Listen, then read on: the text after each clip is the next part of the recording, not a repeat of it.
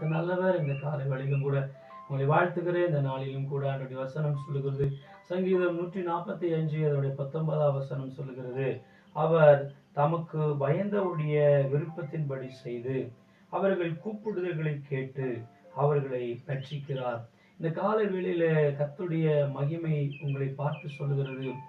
அவருக்கு பயந்தவர்கள், கர்த்தருக்கு பயந்தவர்களை ஆண்டவர் என்ன செய்வாராம்?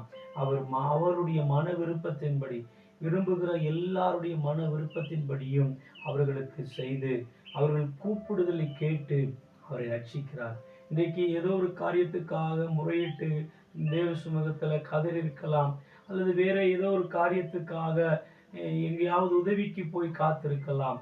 ஆனால் இன்றைக்கு பரிசுத்த தேவனுடைய வசனம் சொல்லுகிறது, அவருக்கு பயந்தவர்கள், கர்த்தருக்கு யாரெல்லாம் பயப்படுகிறாங்களோ, கடவுளுடைய வார்த்தைக்கு யாரெல்லாம் நடுங்குகிறாங்களோ, அவங்களுடைய வாழ்க்கையில் அவர் பெரிய காரியங்களை செய்வார்.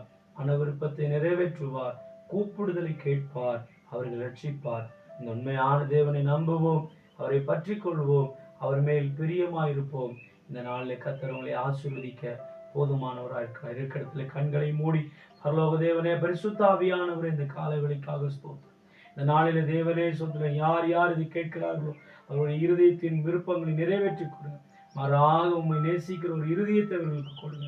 கிருபையினால் மூடி மறைத்துக் கொடுங்க, சமாதானத்தை கொடுங்க, பொறுப்படுத்திக் கொடுங்க. இயேசுவின் நாமத்தை ஜெபிக்கிறோம். ஜெபங்களும் ஜீவனுள்ள எங்கள் பரலோக அன்பின் நல்ல தகப்பனே. ஆமென், ஆமென், ஆமென். God bless you. God bless you.